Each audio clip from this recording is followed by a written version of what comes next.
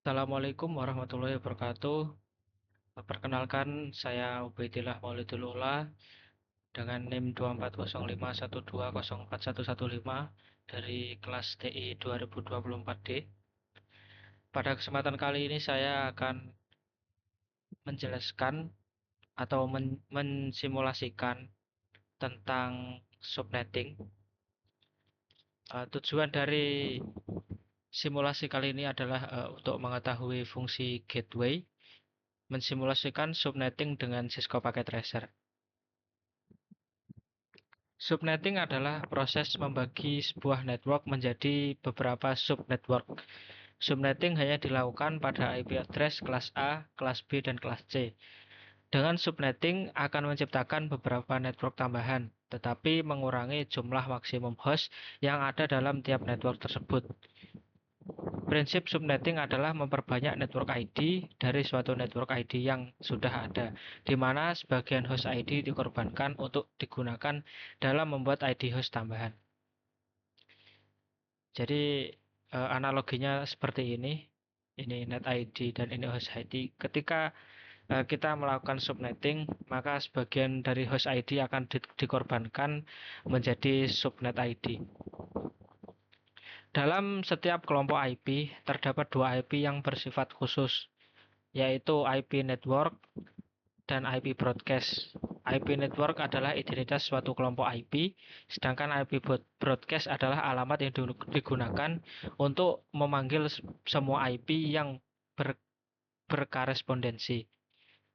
Untuk network IP itu IP pertama dari suatu kelompok dan broadcast IP itu IP terakhir dari suatu kelompok. Subnetting itu bisa dihitung dari binary dan juga dari tabel. Untuk lebih mudahnya bisa dihitung dari tabel. Seperti tabel di sini, /24 itu memiliki host ID antara 0 sampai 255. Lalu ketika sub subnet masknya dinaikkan jadi /25, maka /24 ini akan dipecah menjadi dua. Jadi kelompok pertama ini host ID-nya antara 0 sampai 127. Lalu kelompok kedua ada host host ID-nya 128 sampai 255. Jadi di sini sudah beda Sudah beda kelompok atau beda network antara 0 sampai 127 dan 128 sampai 255. Seperti contoh di sini ada IP 192.168.1.1.10/26 berarti di sini host ID-nya 10, berarti di antara ini, di antara 0 sampai 63, maka uh, networknya, ID networknya itu 192.168.1.0. Ini yang pertama network ID, dan yang terakhir ini IP broadcast. IP broadcast 192.168.1.63. Jadi pada /26 ini dia bisa dibagi menjadi 4 kelompok, yaitu 0 sampai 63, 64 sampai 127, 128 sampai 191, dan 192 sampai 255. Kemudian di sini ada subnetting kelas C. Bisa dilihat pada tabel. Untuk /25 itu subnet masknya 255.255.255.0. Kemudian /25 itu subnet masknya 128 dengan jumlah IP 128 dan jumlah bloknya itu 2. Kemudian ada /26 yang subnet masknya 192, jumlah IP-nya 64 dan jumlah bloknya 4. Jadi 92 ini didapat dari 255 dikurangi dari 64 dan seterusnya. Kemudian kita langsung saja ke percobaan subnettingnya. Di sini saya menggunakan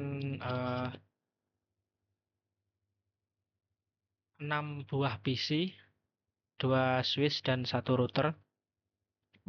Di sini ada PC1, PC0, PC1, PC2, PC3, PC4 dan PC5. Untuk PC0, PC1 dan PC3 di sini saya berikan gateway, sedangkan PC2, PC4 dan PC5 ini saya tidak beri gateway. Untuk simulasinya kita lihat di PC1 untuk IP-nya seperti ini, lalu subnet max-nya seperti ini.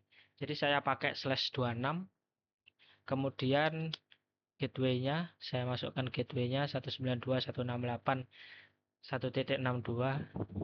Kemudian di PC2 IP-nya seperti ini, subnetnya seperti ini, gateway-nya. Kemudian di PC2 saya IP-nya seperti ini, lalu subnet-nya, dan saya tidak beri gateway di sini. Kemudian PC3 IP-nya seperti ini. Kemudian saya beri gateway-nya 192.168.1.126. Kemudian PC4 IP-nya seperti ini, saya tidak beri gateway. Kemudian PC5 IP-nya seperti ini dan saya tidak beri gateway. Kemudian untuk di routernya saya sambungkan ke Fast Ethernet 0. Di sini saya pakai gateway 192.168.1.62. Lalu untuk tersambung ke switch 2, untuk tersambung ke switch 1 maksudnya, saya pakai gateway 192.168.126. Jadi Fast Ethernet 0 ini terhubung ke switch 0 dan Fast Ethernet 1 ini terhubung ke switch 1. Kemudian di sini kita akan mensimulasikan dari bagaimana gateway itu bekerja. Kita klik dulu simulasi di sini. Kita checklist ICMP saja. Kemudian kita gunakan simple UMP, simple PDU maksudnya.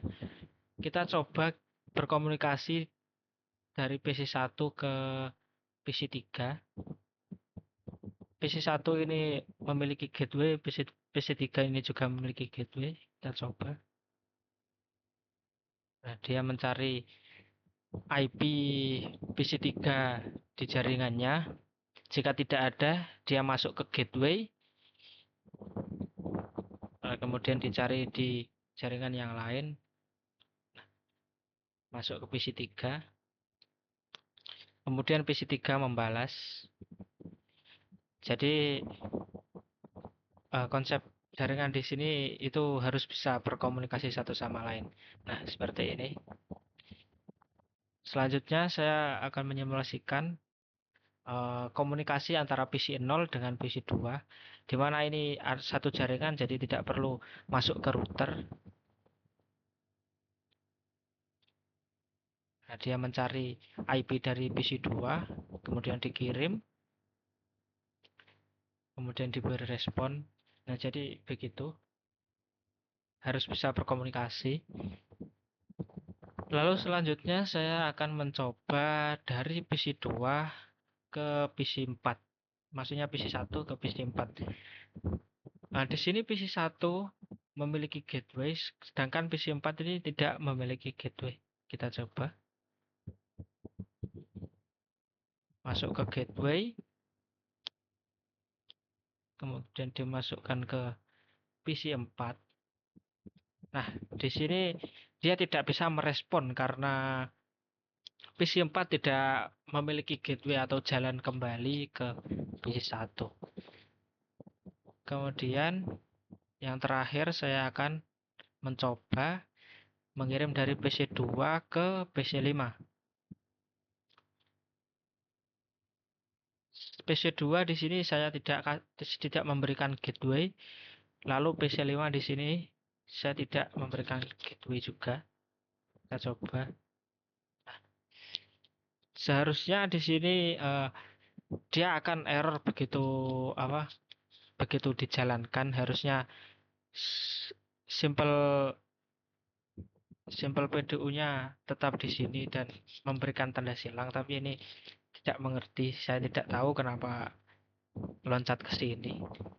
Harusnya dia di sini dan tidak bisa kemana-mana karena dia tidak memiliki gateway untuk masuk ke router dan mencari di net di jaringan yang lain. Sedangkan di jaringan sendiri IP yang dimaksud itu tidak ada. Kemudian saya akan eh, mencoba menggunakan tracer. Saya akan mencoba menggunakan tracer untuk mengetahui komunikasinya itu lewat mana saja. Di sini kita coba di PC 1, kita coba komunikasi dengan PC 3, kita beri perintah tracer IP, ini IP PC 3 192.168.65. Oh, maaf, salah ketik. 192.168.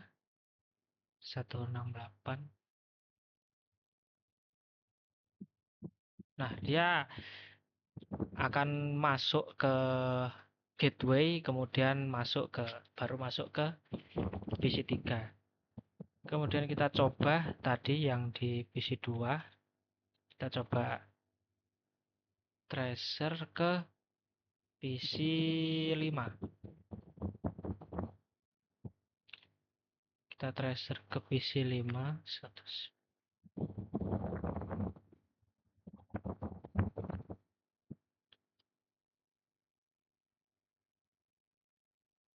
Nah, di sini dia tidak menemukan IP dari PC 5, jadi dia akan request timeout sampai akhir. Nah, seperti ini.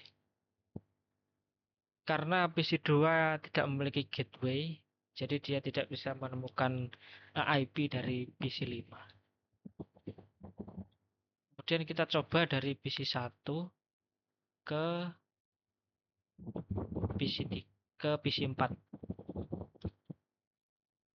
PC 1 di sini memiliki gateway, sedangkan PC 4 tidak memiliki gateway.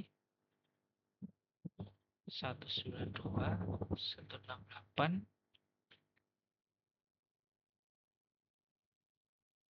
Nah, dia masuk ke router, masuk ke gateway.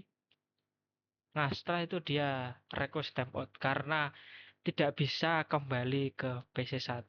Jadi PC 1 bisa berkomunikasi, bisa mengirim pesan ke PC 4, tapi PC 4 tidak bisa merespon. Seperti itu. Mungkin sekian simulasi kali ini. Kurang lebihnya mohon maaf. Assalamualaikum warahmatullahi wabarakatuh.